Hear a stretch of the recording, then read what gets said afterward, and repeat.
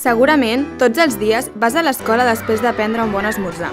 Per anar a l'escola et portaran amb cotxe, aniràs amb autobús o caminaràs uns pocs minuts. Al migdia, el menjador de l'escola prepararà un bon i equilibrat dinar. A la tarda, el més segur és que facis algun extraescolar o vagis al parc i juguis amb els altres nens i nenes. Miris la tele o juguis a algun videojoc. La teva família prepararà el sopar i et cridaran a taula. Després, per dormir, t'acotxaran al llit perquè descansis de cara a un nou dia. Al cap de setmana, de vegades, aniràs a la muntanya, d'altres a la platja, tindràs partit o aniràs a menjar a un restaurant o potser a casa dels avis. Les nostres vides són similars a aquesta i no sé si ets conscient de la sort que tens en realitat. Al món hi ha molta gent, és molt gran, i nosaltres vivim dins d'una zona i pertanyem a un grup de persones que té millor sort que una altra.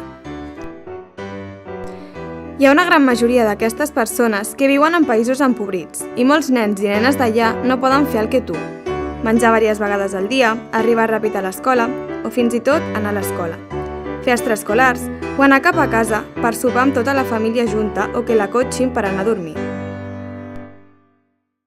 I per què creus que això és així?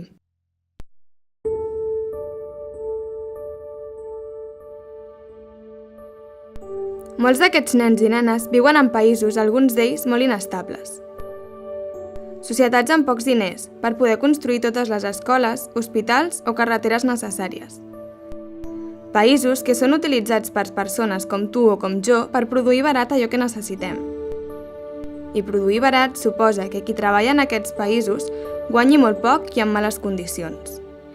I suposa també que les terres, els boscos i els rius es deteriorin i això afecti persones, plantes i animals.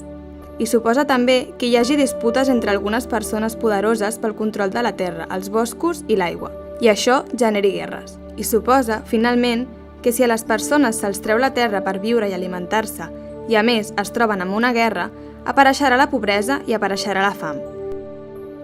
I qui més pateix per tot això, a qui més afecta la pobresa i la fam, és els nens i nenes com tu, el més important d'una societat.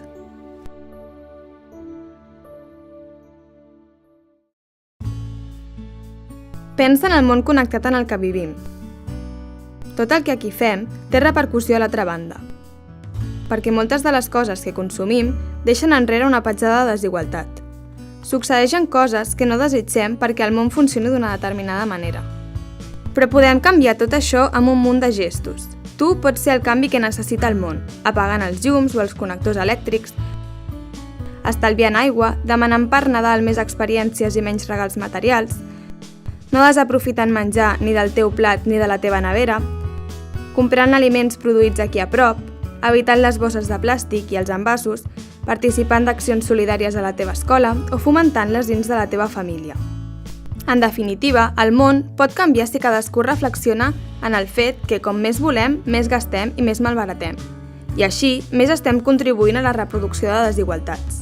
Tots i totes tenim el superpoder de canviar el món i una missió: que ningú es quedi enrere.